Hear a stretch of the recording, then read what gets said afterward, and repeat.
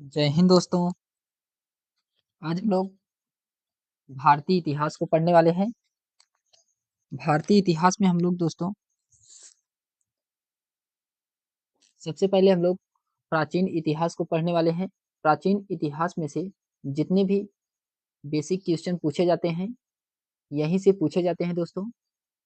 हम लोग इसमें सबसे पहले इंडियन हिस्ट्री को देखने वाले हैं, जो कि यह सभी प्रतियोगी परीक्षाओं के लिए बहुत ही महत्वपूर्ण यह एशियंट हिस्ट्री है दोस्तों। तो चलिए देखते हैं। हम लोग सबसे पहले हम लोग इतिहास की परिभाषा को जानते हैं। तो इतिहास क्या है, व्हाट इज हिस्ट्री, इतिहास क्या है, इसके बारे में हम लोग जानते हैं। इसमें दिया गया है इतिहास की परिभाषा में कहा जा रहा है कि हिस्ट्री जो कि यह यूनानी ग्रीक शब्द जो कि हिस्टोरिया हिस्टोरिया से बना है, जिसका शाब्दिक अर्थ होता है अन्वेषणों से प्राप्त ज्ञान। इसका शाब्दिक अर्थ क्या होता है? अन्वेषणों से प्राप्त ज्ञान, नॉलेज एक्वायर्ड बाई इन्वेस्टिगेशन। ये इतिहास अतीत का अध्ययन है, क्योंकि यह लिखित दस्तावेज में वर्णित है। इतिहास जो है यह अध्ययन का अतीत है, यह लिखित दस्तावेज में वर्णित किया गया है इतिहास को। फिर इसमें एक ब्रिटेन के इतिहासकार हैं E.H. Carr, Edward Hallett Carr. ये जो कि इतिहासकार हैं, इन्होंने अपनी पुस्तक व्हाट इज हिस्ट्री में इतिहास की परिभाषा दिए हैं। क्या कहा है? इनके द्वारा कहा गया है कि इतिहास अतीत और वर्तमान के बीच का एक अनंत संवाद है। इतिहास क्या है? इतिहास अतीत और वर्तमान बीच का एक अनंत संवाद है। History is understanding dialogue between past and present. ये इनके द्वारा कहा गया है, E.H. कार के द्वारा। फिर उसके बाद आता है दोस्तों, फिर उसके बाद आता है इतिहास का विभाजन। इतिहास के विभाजन में हम लोग देखते हैं, तो इसमें हम लोग प्राचीन इतिहास को हम लोग 3 कालखंडों में विभाजित कर सकते हैं। आइए देखते हैं वे 3 कालखंड कौन कौन से हैं। सबसे पहले हम लोग प्रागैतिहासिक काल को हम लोग प्री हिस्टोरिक एज कहते हैं। उसके बाद आता है दूसरे नंबर पे आद्य ऐतिहासिक काल, इसे हम लोग प्रोटो हिस्टोरिक एज कहते हैं। फिर उसके बाद तीसरा है ऐतिहासिक काल, इसे हम लोग हिस्टोरिक एज कहते हैं। ये 3 कालखंडों में विभाजित किया गया है। तो प्रागैतिहासिक काल में क्या आता है? तो प्रागैतिहासिक काल में पुरातात्विक साक्ष्य उपलब्ध हैं। तो पुरातात्विक साक्ष्य क्या है? उपलब्ध हैं, लेकिन इसमें लिखित साक्ष्य का अभाव है। लिखित साक्ष्य का इसमें अभाव है। किसमें? प्रागैतिहासिक काल में। इसमें कौन से काल आता है? तो पाषाणकालीन सभ्यता। पाषाणकालीन सभ्यता ये किसके अंतर्गत आता है? तो ये प्रागैतिहासिक काल के अंतर्गत आता है। पाषाणकालीन सभ्यता प्रागैतिहासिक काल के अंतर्गत आता है। इसमें पुरातात्विक साक्ष्य तो उपलब्ध हुआ है, लेकिन इसमें लिखित साक्ष्य का अभाव है। फिर दूसरे नंबर पे आता है दोस्तों आद्य ऐतिहासिक काल। इसमें क्या होता है कि पुरातात्विक साक्ष्य पर निर्भर है। ये पुरातात्विक साक्ष्य पर तो निर्भर है, लेकिन जो इसमें लिखा गया साक्ष्य है वो अभी तक पढ़ा नहीं जा सका है। जो लिखा गया है वो अभी पढ़ा नहीं जा सका है। ये कौन से सभ्यता आती है? तो ये सिंधु घाटी सभ्यता। सिंधु घाटी सभ्यता के अंतर्गत जो इसमें पुरातात्विक साक्ष्य मिला है उसे अभी तक पढ़ा नहीं गया है। ये यूपीपीसीएस 1996 का क्वेश्चन पूछा गया था दोस्तों। फिर उसके बाद आता है ऐतिहासिक हिस्टोरिक एज। हिस्टोरिक एज में दोस्तों पुरातात्विक साक्ष्य उपलब्ध है। हिस्टोरिक एज में क्या है? तो पुरातात्विक साक्ष्य उपलब्ध है, लेकिन क्या है, इसमें लिखित साक्ष्य पढ़ना संभव है। इसमें पुरातात्विक साक्ष्य भी उपलब्ध है और इसे पढ़ा भी गया है। ये कब से प्रारंभ होती है? ये 6वीं शताब्दी से प्रारंभ होता है। ये 6वीं शताब्दी से प्रारंभ होता है। अगर दोस्तों ये वीडियो आपको पसंद आ रही हो तो लाइक शेयर सब्सक्राइब अवश्य करें और कमेंट करके बताइए यह वीडियो आपको कैसा लग रहा है। जो कि यह एनसीईआरटी बेस पे है दोस्तों, एनसीईआरटी बेस पे है। बहुत ही महत्वपूर्ण एशियंट हिस्ट्री ये बुक है। तो चलिए हम लोग देखते हैं। फिर इसमें कहा जा रहा है कि इतिहास के प्राचीन, मध्य, आधुनिक, प्राचीन, मध्य और आधुनिक विभाजन का प्रयोग सर्वप्रथम इटली के एक पुरातत्वविद थे। ये कौन थे? लियोनार्डो ब्रूनी और फ्लेवियो बियोडो। ये जो कि इटली के द्वारा ये पुरातात्विक विद थे, इनके द्वारा क्या कहा गया है? तो प्राचीन, मध्य और आधुनिक में विभाजन किया गया है इनके द्वारा। फिर उसके बाद एक जर्मनी के इतिहासकार है क्रिस्टेफो सेलारिस। क्रिस्टेफो सेलारिस ने इतिहास को प्राचीन, मध्य और एक नए काल यानी कि न्यू पीरियड में विभाजित किया है। इसमें त्रिपक्षी विभाजन कहा है। ये किसके द्वारा कहा गया है? तो क्रिस्टो लैरासिस के द्वारा कहा गया है। ये जर्मनी के इतिहासकार हैं। आइए हम लोग उसके बाद आता है ईसा पूर्व, बीसी और ईसवी, एडी और बीसी आता है। एडी और बीसी के बारे में जानते हैं दोस्तों। इसमें हम लोग बीसी बीसी को हम लोग बिफोर क्राइस्ट के नाम से जानते हैं और एडी को एनो डोमनी के नाम से जानते हैं। इसमें अंतर क्या है, इसके बारे में जानते हैं। तो ईसा मसीह के जन्म के पूर्व की तिथि को क्या कहते हैं? तो बीसी कहा जाता है। ईसा मसीह के जन्म के पूर्व की तिथि को क्या कहा जाता है? तो बीसी कहा जाता है। फिर एडी में क्या होता है? तो ये ईसा मसीह के जन्म के बाद की तिथि है। एडी जो है ये ईसा मसीह के जन्म के बाद की तिथि है। फिर उसके बाद आता है बीसी को हम लोग बीसीई के नाम से जानते हैं, बिफोर कॉमन एरा के नाम से जानते हैं। और एडी को ईसी के नाम से जानते हैं। तो कॉमन एरा के नाम से इसे जानते हैं। इनका क्रम घटते होता है, जैसे 301 बीसी के बाद 300 बीसी आता है। 301 बीसी के बाद क्या आता है? तो 300 बीसी आता है। फिर उसके बाद आता है एडी में क्या होता है? तो इनका क्रम बढ़ता है। जैसे 400 एडी के बाद क्या आता है? 401 एडी आता है। 400 एडी के बाद क्या आएगा? तो 400 एडी के बाद आएगा 401 एडी आता है। 401 एडी आता है। इनका मतलब क्रम बढ़ता है। 401 हो गया, फिर उसके बाद 402 हो गया एडी में, 403 हो गया, ऐसे करके एडी में क्रम इनका बढ़ता है। ये हम लोग बीसी और एडी में अंतर समझे हैं। फिर उसके बाद आता है दोस्तों, इसके स्पष्टीकरण में क्या दिया गया है उसके बारे में जानते हैं। इसके स्पष्टीकरण में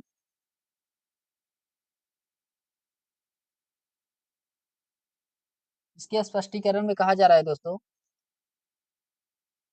कि एडी और बीसी डेटिंग प्रणाली को सर्वप्रथम डायोनीसियस एक्सिगुस द्वारा प्रस्तावित किया गया था, जो कि ईसाई कैलेंडर जूलियन ग्रेगरियन कैलेंडर पर आधारित है।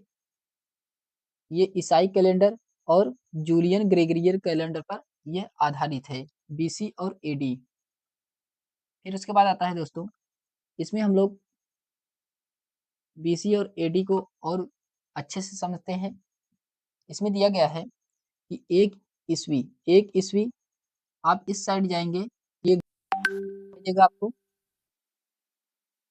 और इधर जाएंगे तो बढ़ता हुआ क्रम दिखाई देगा।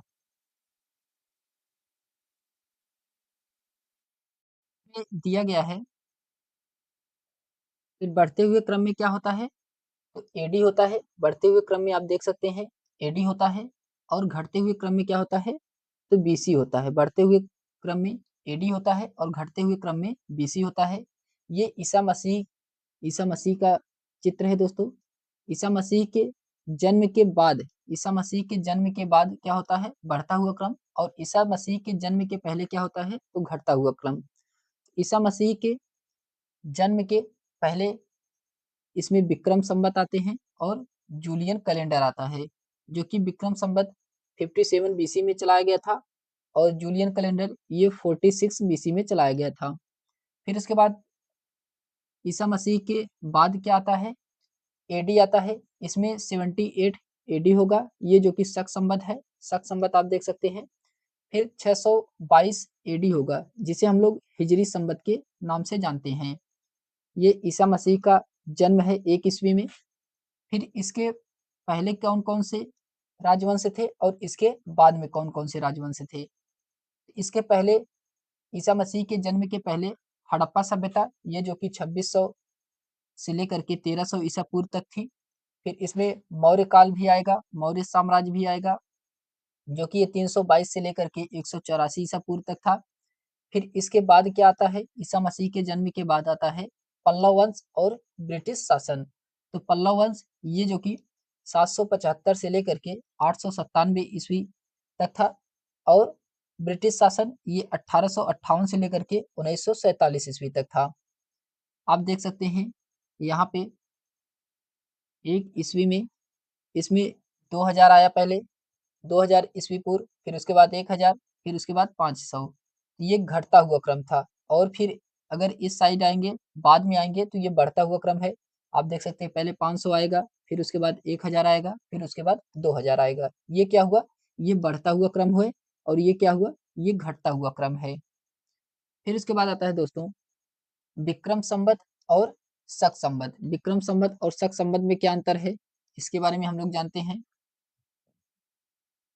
विक्रम संवत और शक संवत में अंतर क्या है? इसमें दिया गया है कि विक्रम संवत और शक संवत, इसमें कहा जा रहा है कि प्रारंभ कब से होता है विक्रम संवत? तो 57 बीसी से होता है, और शक संवत का प्रारंभ 78 एडी से होता है। ये उज्जैन के चंद्रगुप्त विक्रमादित्य के राज्याभिषेक से शुरू होता है विक्रम संवत, और ये कुषाण शासक कनिष्क प्रथम के राज्याभिषेक से शुरू होता है एडी संवत। फिर उसके बाद आता है इसमें पहला महीना दिवाली यानी कि अक्टूबर से नवंबर तक है, और इसमें पहला महीना गुड़ी पावाड़ा, जो कि ये मार्च से अप्रैल तक होता है। समय अवधि क्या है? 135 ईसा पूर्व तक इसकी समय अवधि है, और इसकी समय अवधि क्या है? 135 ईसा पूर्व बाद की है, सॉरी 135 वर्ष बाद की है, और ये 135 वर्ष पूर्व की है। इसमें नेपाल का आधिकारिक कैलेंडर भी घोषित किया गया है। ये आईएस 2015 का क्वेश्चन है, और ये 22 मार्च 1957 का भारत का राष्ट्रीय कैलेंडर इसे घोषित किया है। किसको? तो शक संवत को। शक संवत को भारत का राष्ट्रीय कैलेंडर घोषित किया गया है 22 मार्च 1957 को। ये यूपी पीसीएस 2018 का क्वेश्चन है। विक्रम संवत के 135 वर्ष बाद कनिष्क के काल में शक संवत प्रारंभ हुआ था। तो विक्रम संवत के 135 के साल के बाद कनिष्क का काल शक संवत प्रारंभ हुआ था। फिर उसके बाद आता है, इसमें दिया गया है कि हिस्ट्री शब्द का प्रयोग सर्वप्रथम यूनानी इतिहासकार हेरोडोटस ने अपनी पुस्तक द हिस्ट्री में किया था। ये ऐतिहासिक घटनाओं को व्यवस्थित करने वाले प्रथम व्यक्ति थे। तो ये कौन थे? हेरोडोटस जो है, ये ऐतिहासिक घटनाओं को व्यवस्थित करने वाले ये प्रथम व्यक्ति थे, इसीलिए इनको हिस्ट्री का पिता कहा जाता है। इन्हें प्राचीन रोमन दार्शनिक मार्क्स सीसो सिसरो द्वारा इतिहास का पिता कहा गया है। तो ये किसके द्वारा इतिहास का पिता इन्हें कहा गया है? तो एक रोमन दार्शनिक थे, मार्क सिसरो। मार्क सिसरो के द्वारा इन्हें किसे? तो हेरोडोटस को इतिहास का पिता कहा गया है। ये एमपीपीसीएस 2017 का क्वेश्चन है। किसके द्वारा हेरोडोटस को इतिहास का पिता कहा गया था? तो ये मार्क्स सिसरो के द्वारा कहा गया था। फिर उसके बाद आता है दोस्तों, फिर उसके बाद आता है प्रागैतिहासिक प्रागैतिहासिक प्री हिस्टोरिकी। ये शब्द सर्वप्रथम डेनियल विल्सन के द्वारा 1851 ईस्वी में पुरातत्व दृष्टि से किया गया था। 1861 में भारतीय पुरातत्व सर्वेक्षण चार्ल्स कैनिंग की सहायता से सर अलेक्जेंडर कनिंघम के नेतृत्व में स्थापित हुआ था। इसके प्रथम महानिदेशक अलेक्जेंडर कनिंघम थे। इनको पुरातत्व विज्ञान का पिता कहा जाता है। तो आर्कियोलॉजी फादर ऑफ आर्कियोलॉजी कहा जाता है अलेक्जेंडर कनिंघम को। फिर उसके बाद आता है प्राचीन इतिहास के स्रोत। प्राचीन इतिहास के स्रोत, सबसे पहले इसमें ऐतिहासिक स्रोत हिस्टोरिकल सोर्सेस के बारे में हम लोग जानते हैं। हिस्टोरिकल सोर्सेस में हम लोग दो वर्गों में इसे बांटते हैं। एक तो पुरातात्विक स्रोत हो गया, आर्कियोलॉजिकल स्रोत, और दूसरा है क्या है, तो साहित्यिक स्रोत। दूसरा साहित्यिक स्रोत है और पहला क्या है, पुरातात्विक सोर्स है। आइए जानते हैं इसमें क्या दिया गया है। सबसे पहले हम लोग पुरातात्विक स्रोत को पढ़ते हैं। तो पुरातात्विक स्रोत में इसमें दिया गया है, पुरातात्विक स्रोत में कि प्राचीन भारतीय इतिहास के स्रोत में दो भागों में इसे विभाजित किया गया है। दो भागों में इसे विभाजित किया गया है। एक तो पुरातात्विक स्रोत में विभाजित किया गया है और एक साहित्यिक स्रोत में विभाजित किया गया है। इसमें पुरातात्विक स्रोत में कौन कौन से आएंगे और साहित्यिक स्रोत में कौन कौन से आएंगे, इसके बारे में हम लोग जानते हैं, जो कि ये बहुत ही इंपॉर्टेंट है दोस्तों।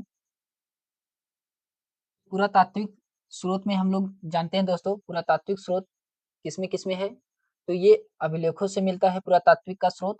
फिर उसके बाद सिक्के स्मारक से मिलता है, मूर्ति कला से मिलता है और चित्रकला से मिलता है। तो पुरातात्विक स्रोत हमें कहाँ कहाँ से प्राप्त होती है, तो अभिलेख से प्राप्त होता है, स्मारक यानी कि सिक्के स्मारक से प्राप्त होता है, मूर्ति कला से प्राप्त होता है और चित्रकला से प्राप्त होता है। यहाँ से हमें पुरातात्विक स्रोत मिलते हैं। फिर उसके बाद आता है दोस्तों साहित्यिक स्रोत। साहित्यिक स्रोत कहाँ से मिलते हैं, इसमें सबसे पहले धार्मिक साहित्य से मिलता है, लौकिक साहित्य से और विदेशी विवरण से मिलता है। तो साहित्यिक स्रोत में प्राचीन भारतीय इतिहास के हमें धार्मिक साहित्य और लौकिक साहित्य और विदेशी साहित्य से मिलते हैं। इसमें सबसे पहले हम लोग धार्मिक साहित्य में कहाँ से मिलता है, तो धार्मिक साहित्य में ब्राह्मण ग्रंथ में, और ब्राह्मण ग्रंथ में कहाँ से मिलता है, तो वेद से मिलता है। वेद चार प्रकार के होते हैं दोस्तों, ऋग्वेद, सामवेद, यजुर्वेद और अथर्ववेद। और पुराण से मिलता है, पुराण 18 प्रकार के हैं। फिर उसके बाद आता है आरण्यक से मिलता है, उपनिषद से मिलता है, महाभारत से मिलता है और स्मृति ग्रंथ से मिलता है। इतने प्रकार से हमें ब्राह्मण ग्रंथ से, धार्मिक साहित्य में से, साहित्यिक स्रोत से पुरातात्विक इतिहास की जानकारी हमें मिलती है। फिर उसके बाद आता है लौकिक साहित्य। लौकिक साहित्य में क्या होता है, तो ऐतिहासिक ग्रंथ, जीवनी से मिलता है लौकिक साहित्य में। फिर उसके बाद विदेशी विवरण, सॉरी इसमें एक और दिया गया है धार्मिक साहित्य में गैर ब्राह्मण ग्रंथ। गैर ब्राह्मण ग्रंथ, इसमें जैन, बौद्ध और धार्मिक ग्रंथ आते हैं। ये दो प्रकार के ग्रंथों से पाए जाते हैं, ब्राह्मण ग्रंथ से और गैर ब्राह्मण ग्रंथ से। फिर इसके बाद विदेशी विवरण से चीनी, अरबी और यूनानी लेखक, ये विदेशी विवरण से प्राप्त होता है प्राचीन भारतीय इतिहास के स्रोत। फिर इसके बाद आता है दोस्तों कि अभिलेख यानी कि इनक्रिप्ट। फिर अभिलेख, इनका अध्ययन पुरालेखा शास्त्र, एम्पिग्राफी कहलाता है, तथा पुराने दस्तावेजों की प्राचीन तिथि के अध्ययन को क्या कहते हैं, पुरालिपि शास्त्र कहा जाता है। पुरालिपि शास्त्र कहा जाता है, पेलियोग्राफी कहा जाता है। फिर उसके बाद आता है दोस्तों, इसमें दिया गया है,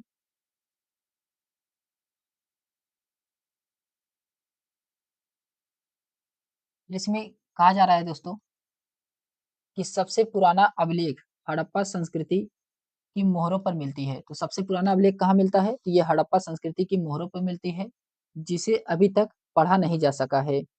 सबसे प्राचीन अभिलेख मध्य एशिया के होगज कोई से प्राप्त होता है। यह आर्यों के भारत के आगमन की जानकारी देता है। तो बोगज कोई से हमें आर्यों में भारत के आगमन की जानकारी मिलती है। फिर इसके बाद आता है मास्की, गुर्जरा, नेट्टूर और उदयगोलम। उदयगोलम से इन चार स्थानों से हमें अभिलेख में अशोक के नाम का स्पष्ट उल्लेख तथा अन्य अभिलेखों में देवनाम प्रियदर्शी यानी कि देवों का प्यारा कहा गया है अशोक को। फिर उसके बाद आता है अभिलेख में प्रयुक्त लिपि कौन कौन सी है, तो प्राकृतिक लिपि। प्राकृतिक लिपि ये जो कि आरंभिक अभिलेख प्राकृतिक भाषा में है। फिर इसके बाद आता है ब्राह्मणी लिपि।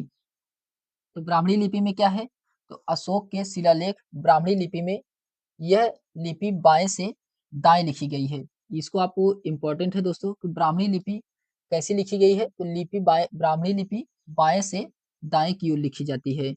फिर उसके बाद आता है खरोष्टी लिपि। खरोष्टी लिपि में क्या है, तो अशोक के कुछ शिलालेख खरोष्टी लिपि में भी जो ये दाएं से बाएं लिखी जाती है।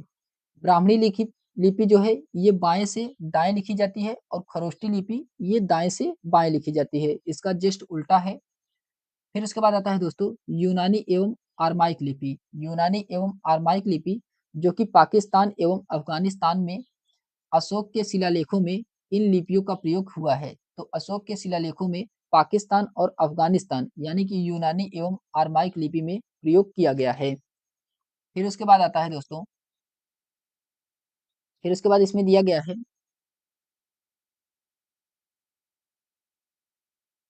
स्पष्टीकरण में क्या है, स्पष्टीकरण में है कि प्राकृतिक उन भाषाओं को कहा जाता था जो जनमानस की सामान्य भाषाएं होती थी। तो प्राकृत उन भाषाओं को कहा जाता था कि जो जनमानस की सामान्य भाषाएं होती थी उन्हें प्राकृत कहा जाता था। भारत में अभिलेखों के प्रचलन का श्रेय मौर्य शासक अशोक को जाता है। तो अभिलेखों का प्रचलन का श्रेय किसे जाता है, तो मौर्य शासक अशोक को जाता है।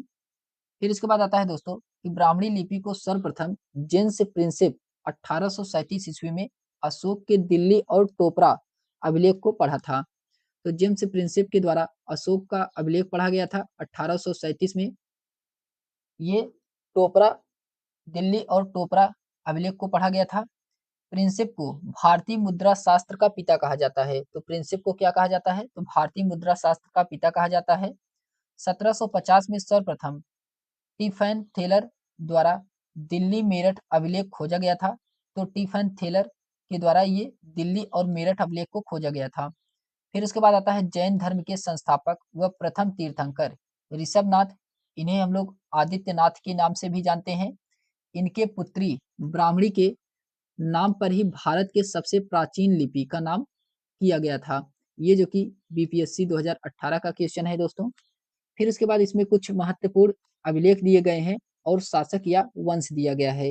ये जो कि बहुत ही इंपॉर्टेंट है दोस्तों, क्योंकि यहाँ से क्वेश्चन कई बार पूछा गया है। अभिलेख और शासन कौन से वंश का था।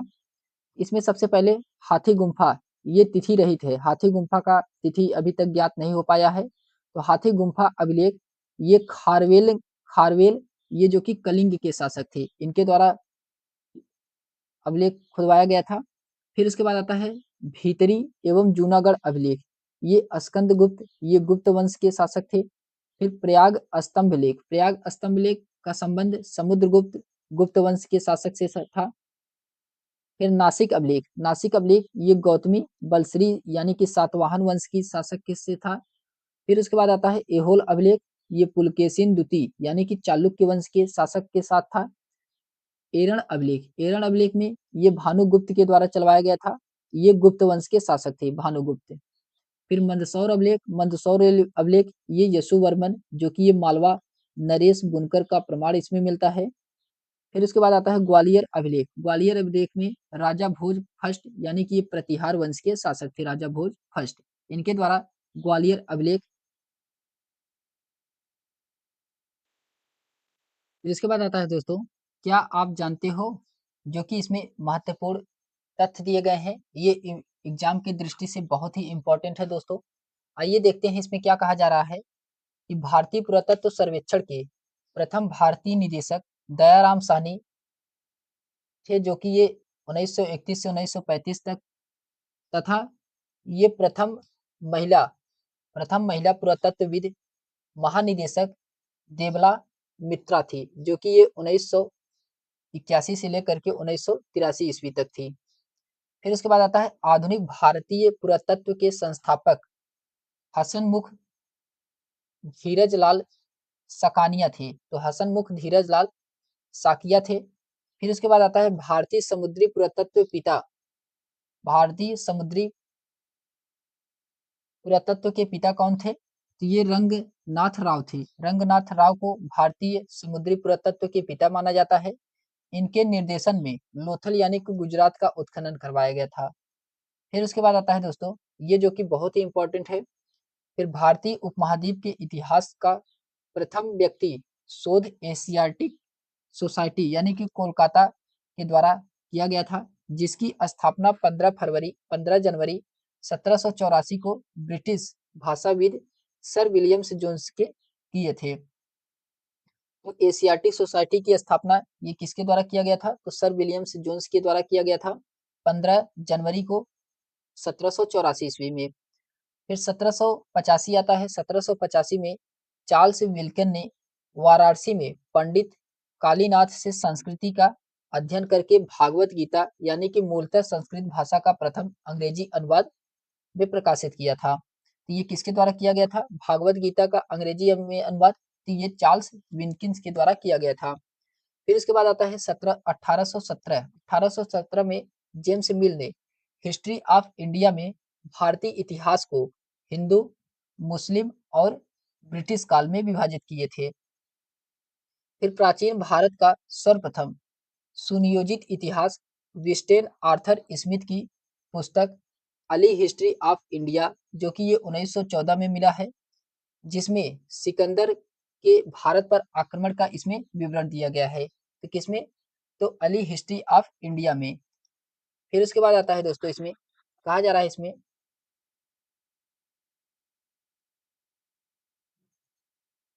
फिर इसके बाद इसमें दिया गया है कुछ महत्वपूर्ण अभिलेख हैं। देवपाड़ा अभिलेख, देवपाड़ा अभिलेख ये विजय सेन, जो कि ये सेन वंश के शासक है। मास्की गुर्जर अभिलेख ये अशोक, ये जो कि मौर्य वंश के शासक हैं। जूनागढ़ यानी कि गिरनार अभिलेख ये रुद्रदामन, ये शक वंश के शासक हैं। सौगौरा अभिलेख ये चंद्रगुप्त मौर्य, ये जो कि मौर्य वंश के शासक हैं। फिर इसमें कुछ महत्वपूर्ण नोट्स दिए गए हैं दोस्तों, ये जो कि इंपॉर्टेंट है महत्वपूर्ण नोट्स में। इसमें कहा जा रहा है कि सहगौरा, जो कि ये राप्ती नदी के तट पर गोरखपुर में स्थित है, यहाँ के अभिलेख से लेखन कला का पहला प्रमाण पत्र प्राप्त हुआ है। इसमें अकाल की जानकारी देने वाला प्रथम स्रोत माना जाता है। तो अकाल की जानकारी देने वाला कौन सा प्रथम स्रोत माना जाता है? ये सहगौरा अभिलेख से माना जाता है। भारत सर्वप्रथम हूणों की आक्रमण की जानकारी जो कि भीतरी अभिलेख में मिलता है। तो हूणों की सर्वप्रथम जानकारी किस अभिलेख में मिलता है? ये भीतरी अभिलेख में मिलता है। फिर आता है संस्कृत भाषा में लिखित प्रथम अभिलेख, ये जो कि चंद्रगुप्त मौर्य के नाम पे उल्लेखित वाला प्रथम अभिलेख एवं स्वयंवर प्रथा का उल्लेख, इसमें प्रथम अभिलेख रुद्र दामन के जूनागढ़ अभिलेख से मिलता है। स्वयंवर प्रथा का उल्लेख सबसे पहले किसमें मिलता है? तो ये रुद्र दामन का जूनागढ़ अभिलेख से मिलता है। कालिदास का उल्लेख वाला सर्वप्रथम अभिलेख कौन सा है? तो पुलकेशिन द्वितीय के अभिलेख से मिलता है। तो कालिदास का उल्लेख किसमें है? तो ये पुलकेशिन द्वितीय के अभिलेख ऐहोल अभिलेख में है। फिर सती प्रथा का उल्लेख, सती प्रथा का उल्लेख वाला प्रथम अभिलेख कौन सा है? तो मध्य प्रदेश के भानुगुप्त एरड़ अभिलेख से मिलता है। तो सती प्रथा का अभिलेख कब से मिलता है? तो ये भानुगुप्त के एरड़ अभिलेख से सती प्रथा का उल्लेख मिलता है। ये आप देख सकते हैं, यूजीसी नेट 2020 का क्वेश्चन है। फिर इसके बाद आता है दोस्तों, हम लोग कुछ महत्वपूर्ण सिक्के के बारे में बात करने वाले हैं, जो कि ये इंपॉर्टेंट है। कुछ महत्वपूर्ण सिक्के दोस्तों, सिक्के यानी कि कॉइन्स को आप बहुत ही ध्यानपूर्वक पढ़िए, क्योंकि यहाँ से क्वेश्चन हमेशा बनता है एग्जाम में। इसमें दिया गया है कि सिक्के, सिक्के से क्या है? तो सिक्कों के अध्ययन को मुद्रा शास्त्र या न्यूमेस्टिक कहते हैं। तो सिक्के के अध्ययन को क्या कहते हैं? इसे मुद्रा शास्त्र कहा जाता है या न्यूमेस्टिक कहा जाता है। ये वेरी वेरी इंपॉर्टेंट है। सबसे पहले इसमें क्वेश्चन यही बनेगा कि सिक्के के अध्ययन को क्या कहते हैं? तो मुद्रा शास्त्र कहते हैं या न्यूमेस्टिक कहा जाता है। प्राचीन सिक्कों को आहत सिक्के या पंचमार्क सिक्के कहा जाता था। तो सबसे दूसरा क्वेश्चन है कि प्राचीन सिक्के किसे कहा जाता था? तो आहत सिक्के या पंचमार्क सिक्के को प्राचीन सिक्का कहा जाता था। इसे कारसार्पण भी कहा जाता था, या आप आहत सिक्के कह सकते थे, या पंचमार्क सिक्के या कारसार्पण सिक्के कह सकते थे। ये चांदी के बने होते थे। तो पंचमार्क, आहत या कारसार्पण सिक्का किसका बना होता था? तो ये चांदी का बना होता था।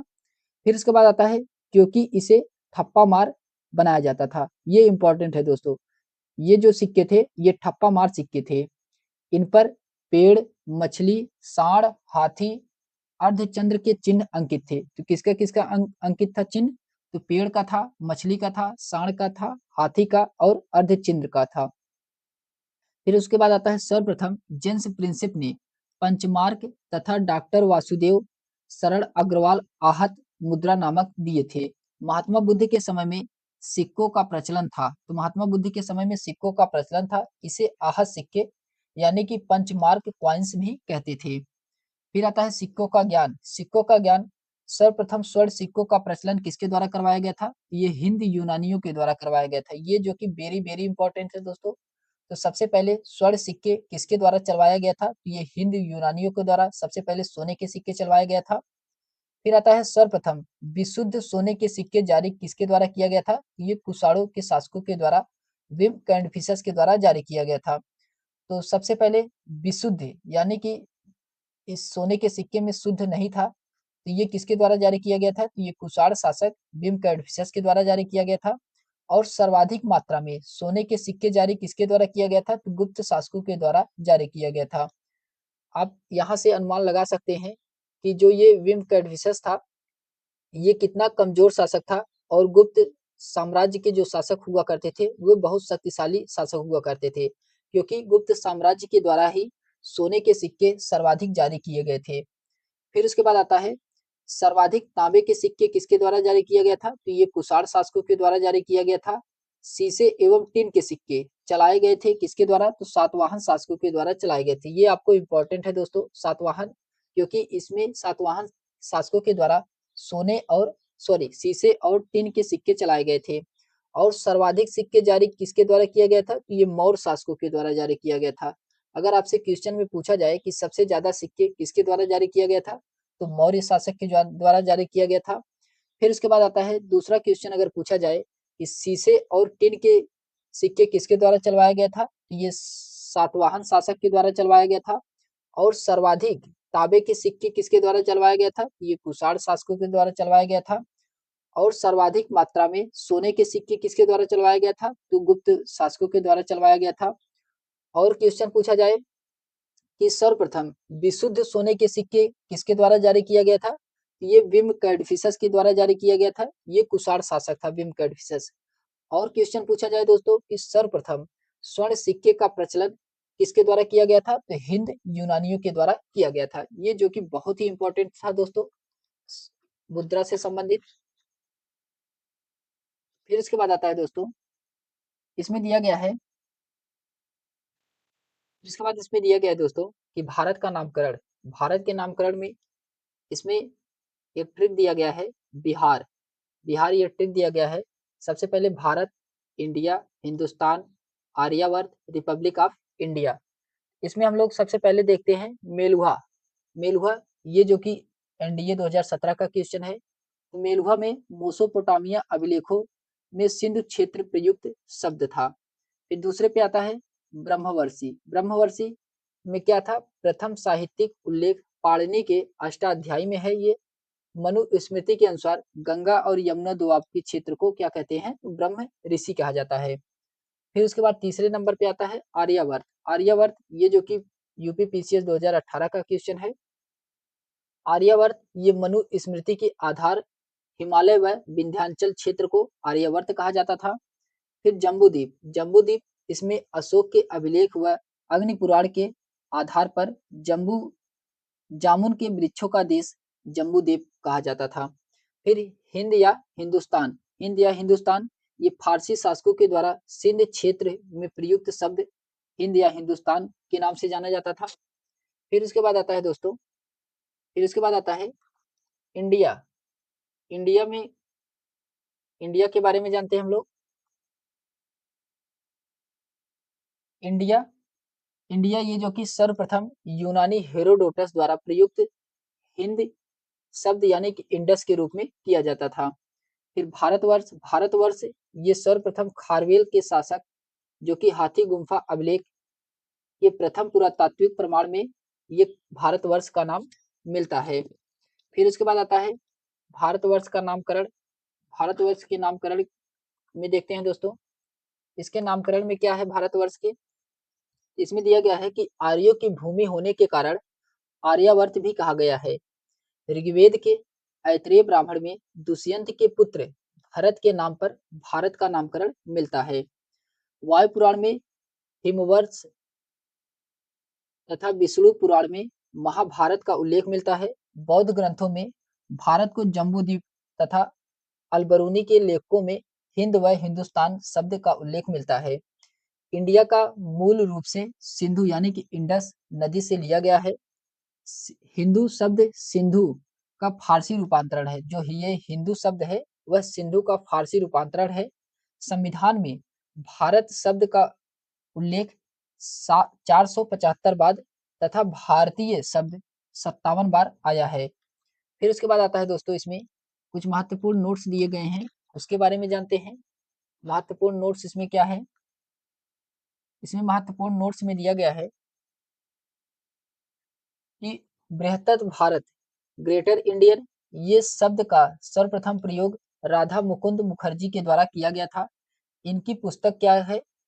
तो सिविलाइजेशन में किया गया था। तो इनकी पुस्तक सिविलाइजेशन में बृहद भारत का प्रयोग किया गया है।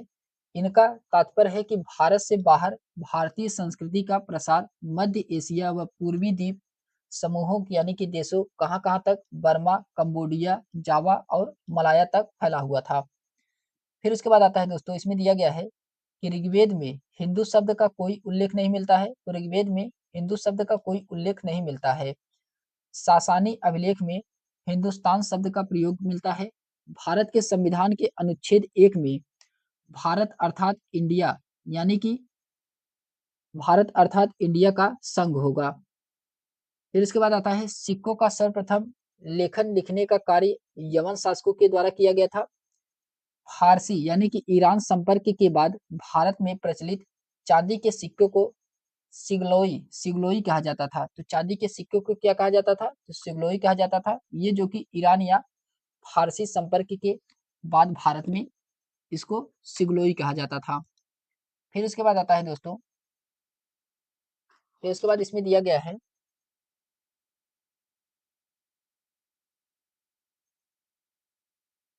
फिर इसके बाद आता है इसमें दिया गया है संस्मरण और स्मारक और भवन। स्मारक और भवन इसमें कहा जा रहा है कि उत्तर भारत के मंदिरों में नागर शैली, जो कि ये नागर शैली अयोध्या राम मंदिर व खजुराहो का कंदरिया महादेव मंदिर, ये जो कि किसमें है? तो ये नागर शैली में है। अयोध्या राम मंदिर और कंदरिया का खजुराहो मंदिर, ये जो कि क्या है? तो ये नागर शैली में है। फिर उसके बाद आता है मध्य भारत के मंदिरों में बेसर शैली। मध्य भारत के मंदिरों में बेसर शैली, ये जो कि वृंदावन का वैष्णव मंदिर तथा दक्षिण भारत के मंदिरों में द्रविड़ शैली, उदाहरण में रामेश्वर मंदिर, ये किसमें है? तो ये द्रविड़ शैली में है। फिर उसके बाद आता है इसमें कुछ महत्वपूर्ण तथ्य दिए गए हैं। नागर शैली, द्रविड़ शैली और बेसर शैली, ये उड़ीसा उपशैली है। नागर शैली, खजुराहो उपशैली है, पाल उपशैली है और सोलांकी उपशैली है, ये जो कि नागर शैली में आते हैं। और द्रविड़ शैली में चोल उपशैली, पांड्य उपशैली, पल्लव उपशैली और विजयनगर उपशैली, ये द्रविड़ शैली में आते हैं। फिर बेसक शैली, ये जो कि चालुक्य, कातकीय, राष्ट्रकूट और होयसल, ये सभी बेसर शैली के अंतर्गत आते हैं। फिर उसके बाद आता है इसमें मूर्ति चित्रकला, स्ट्रक्चर एंड पेंटिंग। इसमें दिया गया है कि प्राचीन भारतीय इतिहास में मूर्तियों का निर्माण कुषाण काल से आरंभ होता है। इस काल में गंगाधर, मथुरा एवं अमरावती मूर्ति कला शैली का विकास हुआ है। गंगाधर मूर्ति कला शैली पर वैदेशिक प्रभाव है, जबकि मथुरा व अमरावती शैलियों पर स्वदेशी प्रभाव है। सिंधु सभ्यता की आग की पक्की मूर्तियों को टेराकोटा कहा गया है। तो सिंधु सभ्यता की आग की पक्की मूर्तियों को क्या कहा गया है? तो टेराकोटा कहा गया है। फिर इसमें दिया गया है कि अजंता की गुफा एवं भीट बेट का शैलचित्र प्राचीन कालात्मक उपलब्धियों की विरासत है। बोधिसत्व पद्मपाणि के चित्र मरणासन राजकुमारी चित्र से कलात्मक उन्नति का पूर्ण आभास होता है। फिर उसके बाद इसमें दिया गया है दोस्तों, इसमें दिया गया है कि शैल चित्र के बारे में जानते हैं हम लोग, जो कि ये इंपॉर्टेंट है। शैल चित्र पहाड़ों की गुफाओं व खुली चट्टानों में आदि मानव द्वारा रंगों से निर्मित चित्रों को शैल चित्र कहते हैं। शैल चित्र किसे कहा जाता है? तो पहाड़ों की गुफाओं व खुली चट्टानों में आदिमानव के द्वारा जो रंगे गए चित्र है उन्हें शैल चित्र कहते हैं। उत्कीर्ण शैल चित्रों को पेट्रोग्लिफ कहा जाता है। क्या कहा जाता है? पेट्रोग्लिफ कहा जाता है। फिर उसके बाद आता है फिर उसके बाद आता है दोस्तों,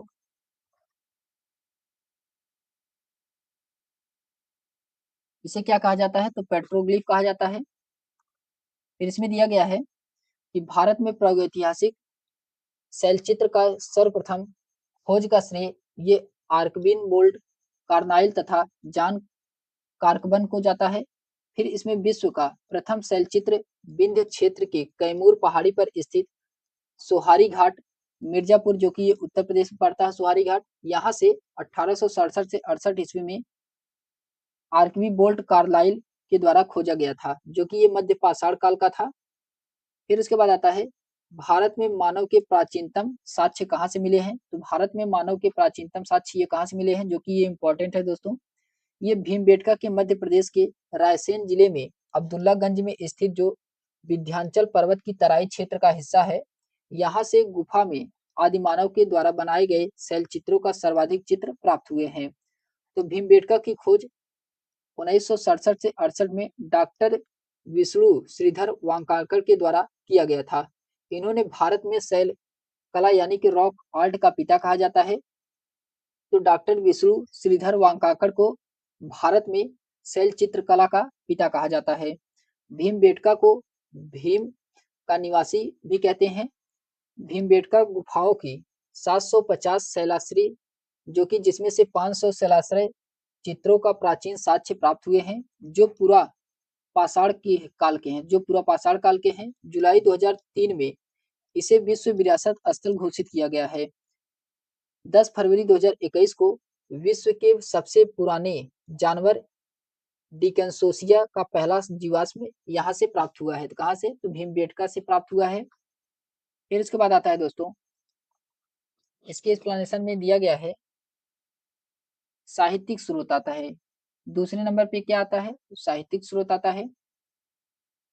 दूसरे नंबर पे साहित्यिक स्रोत आता है। हम लोगों ने पहले नंबर पे पुरातात्विक स्रोत को पढ़ा है, अब इसमें साहित्यिक स्रोत को देखते हैं।